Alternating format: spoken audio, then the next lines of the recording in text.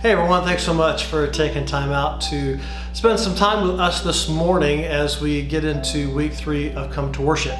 Before I get talking, I do want to tell you a change that's going to be coming after the first of the year, after the first Sunday of the year, so that we can kind of transition.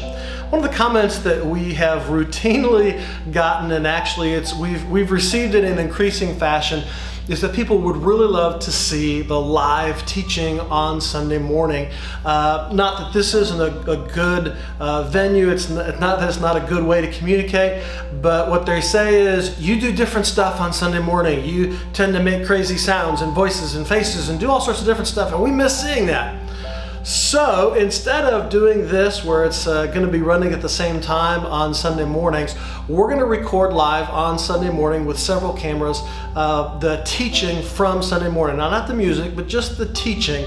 And then we will edit it and make it all look the way that it's supposed to, and then be posting it on Monday, so that those of you who do miss out, or those of you who can't be here on a Sunday morning, you get to see the live teaching in the auditorium at Friendship Church. So just know that that change is coming here over the next several weeks, and we will no longer be doing a service right at 10:30 online, but rather it'll be on Monday that we'll be posting that. Okay.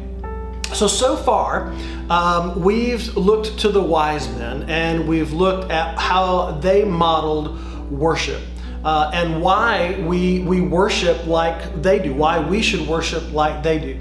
They've shown us that when we lift our hands, right, we're saying that we know and we believe that God is greater than us. And that when we give, our giving is a demonstration of our belief in God. Now today, we're actually going to shift from the wise men themselves into what happened after the wise men left. So I want to detail really quickly, just for a few seconds here, who King Herod was. Now we know of King Herod, and we know that he's the bad guy of the story. And that's a lot of times that's all we know or understand about him, is that he just wasn't a good guy. But let me just detail really quickly what this guy, who is the antagonist of the story of Jesus Christ and Christmas, was really like. He killed his father-in-law, he killed his mother-in-law, he killed his brother-in-law, and he also killed one of his wife's grandfathers. He killed 3 of his own sons. He had several of his 10 wives executed, all because he was worried that they might overtake his throne.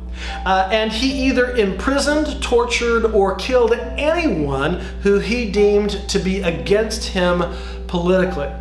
He was ruthless. In fact, he was such an evil guy that in the end, God punished him with the disease that the Bible says ate him from the inside out with worms.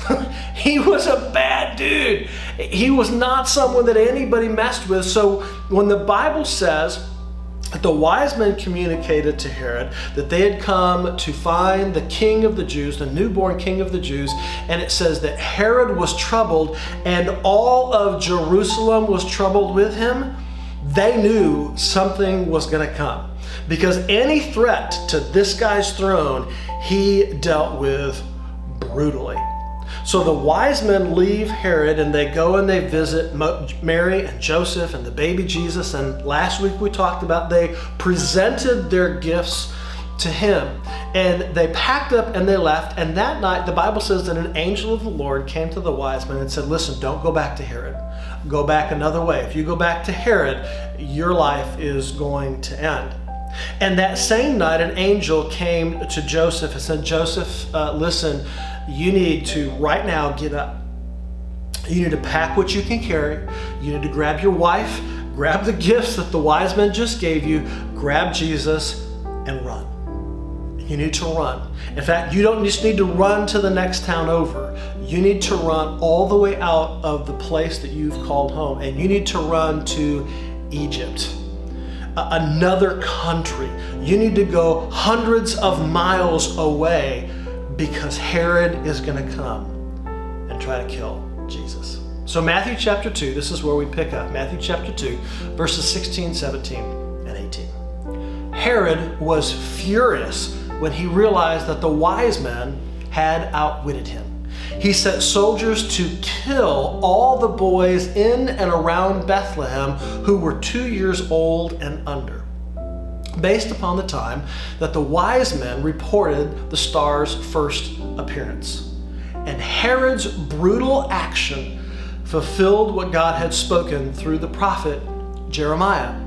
A cry was heard in Ramah, weeping and great mourning, and Rachel weeps for her children, refusing to be comforted, for they are dead.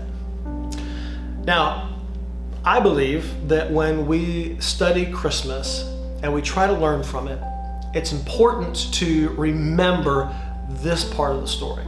I don't think it's accidental that God allowed this to happen, and that God put it in the story. Because to be very honest with you, for many people, Christmas is a joyful and family-oriented fun time. But there are many other people where Christmas is not always joyful. It's sometimes painful. It's filled with hard memories. There's financial stress. There's marital strife.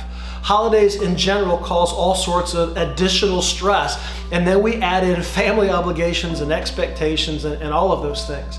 And so even for Mary and Joseph and Jesus, the visit of the wise men was followed by a warning from God to pack up everything and run. And that very evening, they took off and they had to run from everything that they'd ever known. I highly doubt that Mary or Joseph had ever left even the region that they grew up in, much less their own country. And they had to leave their family. They had to leave their friends. They had to leave whatever they couldn't carry and run. And then for all those families whose little boys were murdered at the hands of this brutal king, Christmas was not a time of celebration. So what are they to do? How about those of you who fall into a similar category where this Christmas is hard, it's painful, it's stressful? How are we to worship? And I'll tell you, I think the answer may surprise you. I want to read two passages from the book of Psalms. Psalm 142, verses 2 and 5. I pour out my complaints before him, before God. And I tell him all of my troubles. And then I pray to you, O Lord. I say, you are my place of refuge. You are all I really want in life. And then Psalm 62, verse 3. Trust in him at all times, people. Pour out your hearts to him, for God is our refuge. The Bible tells us that when we are at one of our low points, when we're hurting and we're overwhelmed, we're stressed out, we're stretched too thin, instead of celebratory or exciting worship, we should simply pour out our soul, our heart, our emotions, our entire being before God. We should hold nothing back and completely empty ourselves out before God. And pay close attention to the words that he uses. He uses the words complaints and troubles. This isn't joyful.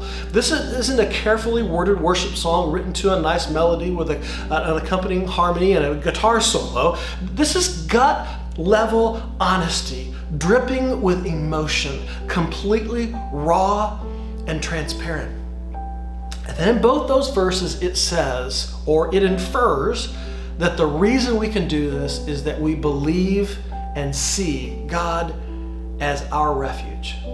You see, we can be open, honest, and transparent and vulnerable with who we are, how we feel, what we're going through with God, because we can trust him. And we know that in his presence, we are safe. Which brings us to our big idea for today. Pouring my heart out reveals my trust in God. Have you ever poured your heart out to someone only to have them turn around and use it against you? They take the information that you trusted them with and they took it and they hurt you with it. And see, because of that, we hesitate being really open and honest and vulnerable with anybody else. And especially when that someone else just so happens to be perfect. He never makes any mistakes and he has the ability to obliterate you, right? And that's sometimes how we see God. But, and this is the truth, it really is. God will never betray you. And he will never use your lowest moments to undermine your greatest excitements and desires and successes. He won't take your openness and your vulnerability as an opportunity to bludgeon you and to make you feel worse than you already do. Jesus says that he is a friend that sticks closer than a brother. God the Father says, I will never leave you. I will never forsake you. You can trust him to keep your secret, to feel your pain, to absorb your hurt, to hear your anger, to listen to your complaints. So pour out your heart to him. Don't hold back. Believe it or not, God can handle it. And here's a really important part that we should probably remember. He already knows anyways. He already knows what's going on in your heart. He already knows what you're struggling with. So pour your heart out to God. Now that, of course, begs a question. If it's true that God already knows and we aren't providing him with any new information, then why does God tell us to do that?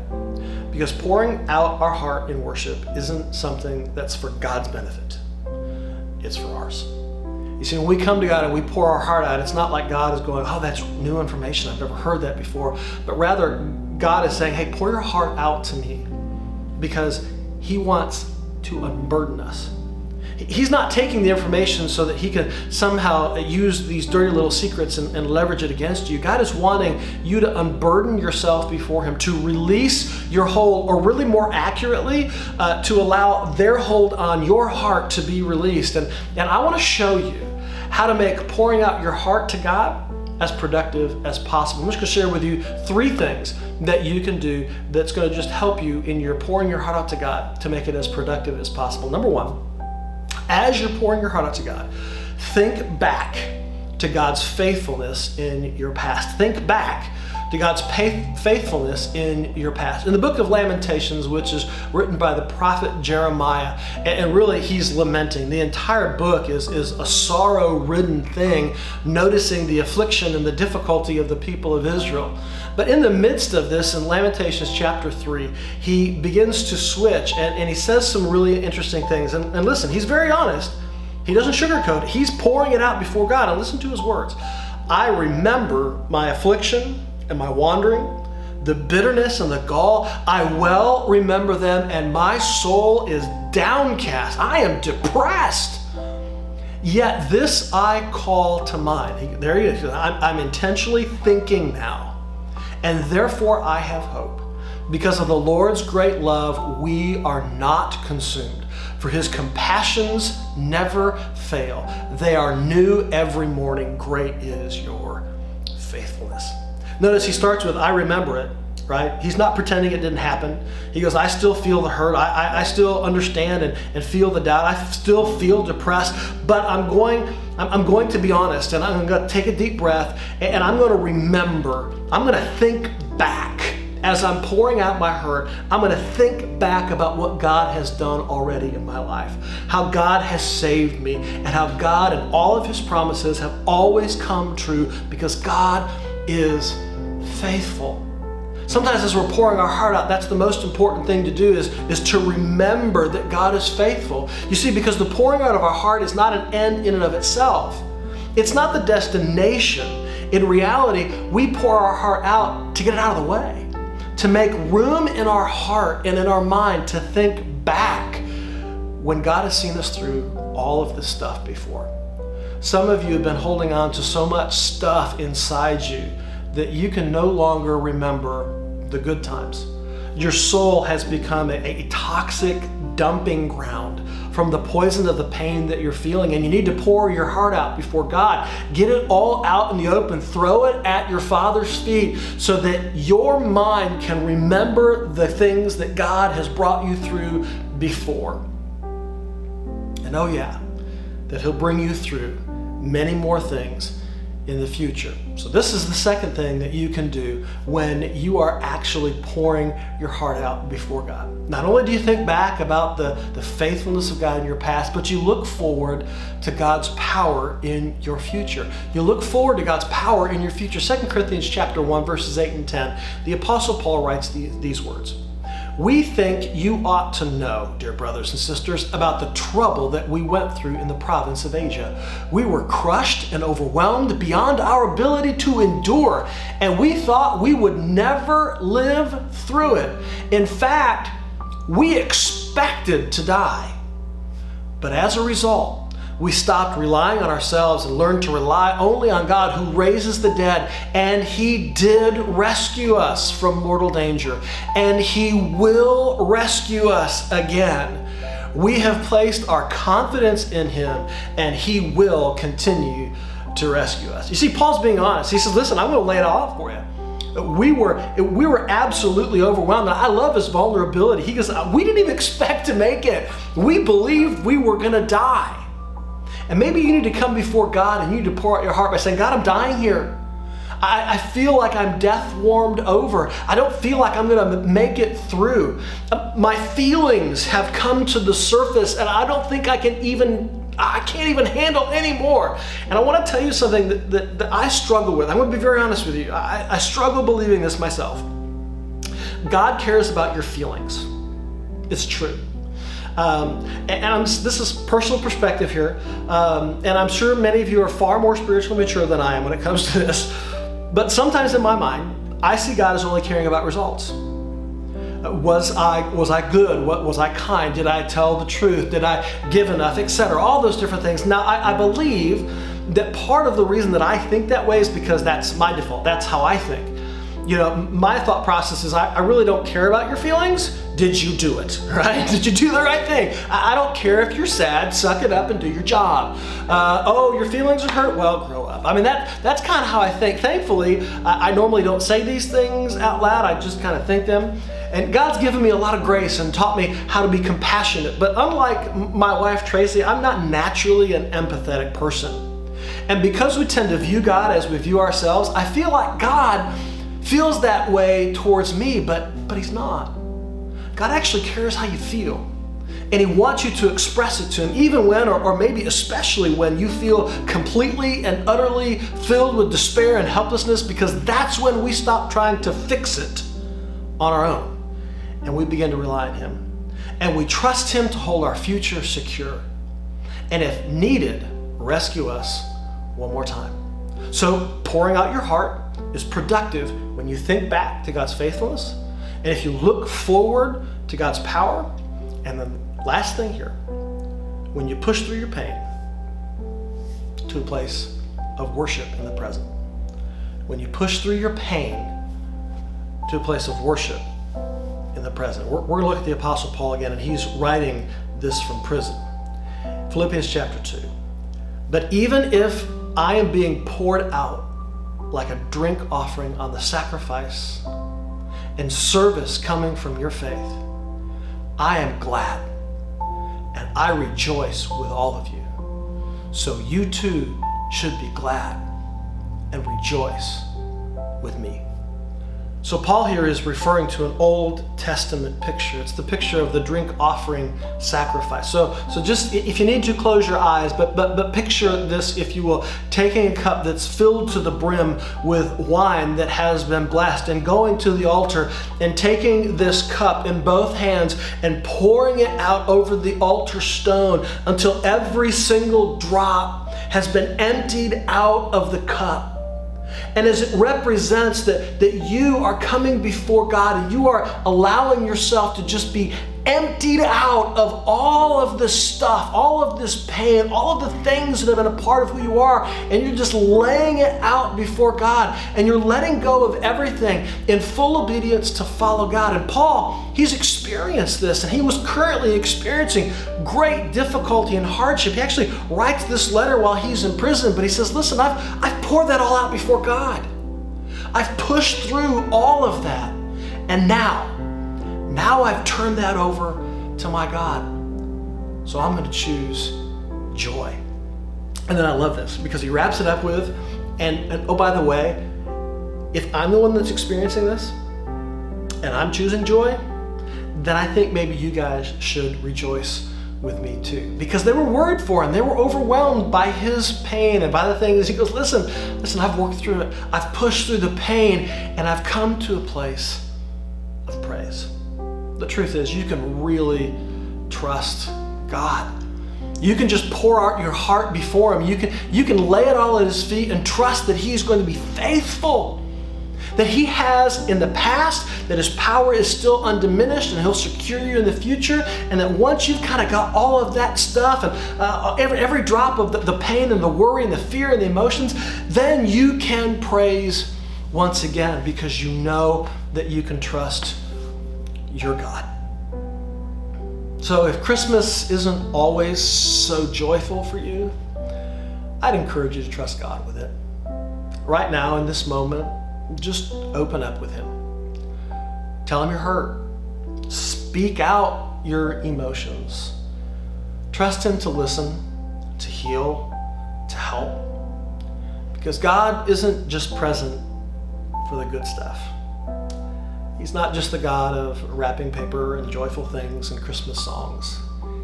He's also there when life isn't so great, when it sucks, and when it hurts. So trust and take some time to just pour out your heart to a God you can trust.